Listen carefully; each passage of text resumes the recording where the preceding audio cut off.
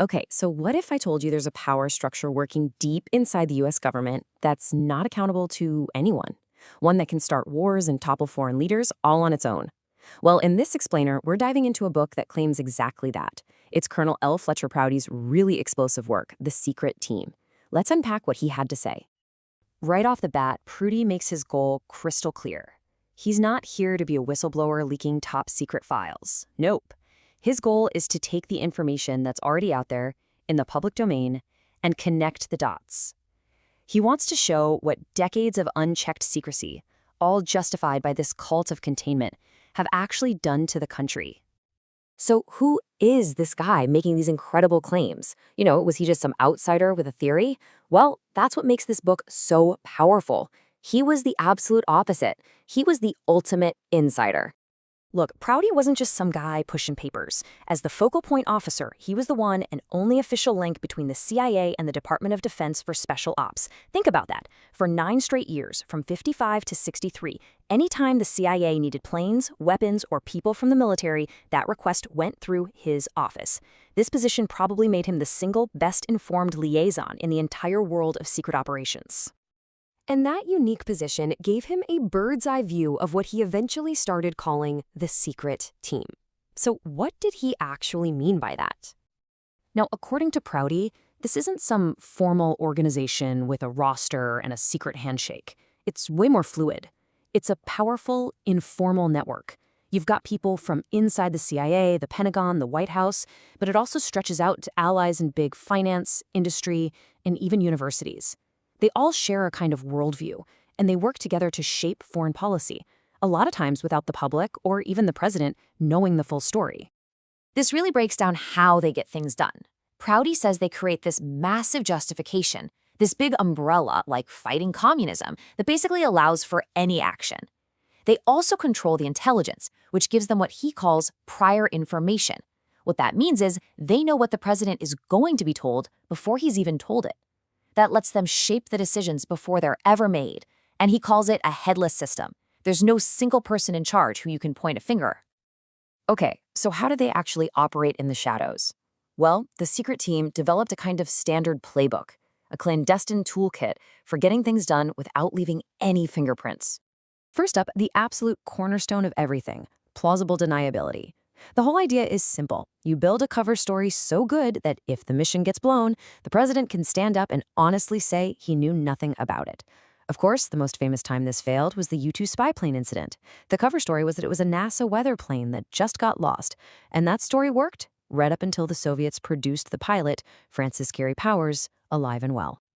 Next, you need the right equipment. Sanitized gear is just what it sounds like.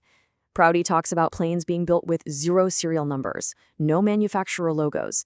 They'd even get tires and radios from different foreign countries. So if one of these planes crashed in enemy territory, it was a ghost, totally stateless, completely untraceable. And what about the people? You can't just send a U.S. Army colonel on a secret mission. And that's where this wild term comes in, sheep-dipped.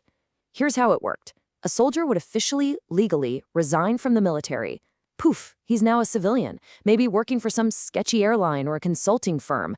But in secret, his real military service records were kept safe, his promotions were kept up to date, all ready for him to slide right back into the ranks when the mission was done. So you put all these pieces together. How does it look in a real-world operation? Well, Prouty uses this fictional story, a parable about overthrowing the government of a country he calls Gandia, to show the whole playbook in action.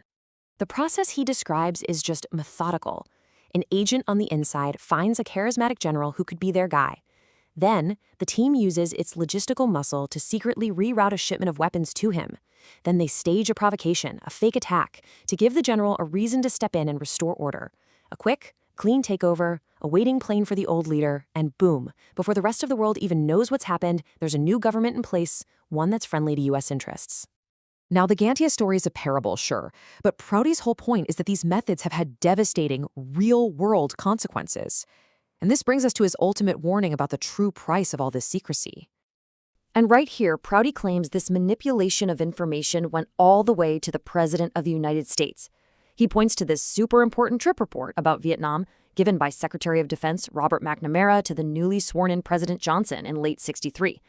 Prouty's claim is that this report, which pushed for escalation, wasn't actually based on what McNamara saw in Saigon. He says it was secretly written in Washington by the secret team and then flown out to McNamara to deliver. When you lay it out on a timeline like this, the implication is just staggering. Within weeks of President Kennedy's assassination, President Johnson is handed a report that Prouty says was basically engineered to create one outcome: getting deeper into war. The very information the president was using to make one of the biggest decisions of the 20th century was, according to Prouty, fundamentally fake. And this, right here, is the ultimate cost. This is Prouty's final warning. He's saying that when a small, unelected group can control information and run its own foreign policy, it essentially hijacks the entire democratic process.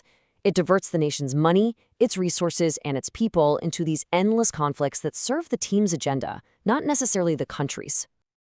And that leaves us with the final, and pretty provocative thought. Prouty's whole analysis was built around the Cold War and what he calls the cult of anti-communism. That was the big, all-encompassing reason for secrecy and covert action back then. So, the question for us today is this: what are the modern-day equivalents? What are the big catch-all justifications that might be used to excuse the exact same kind of secret operations in our own time?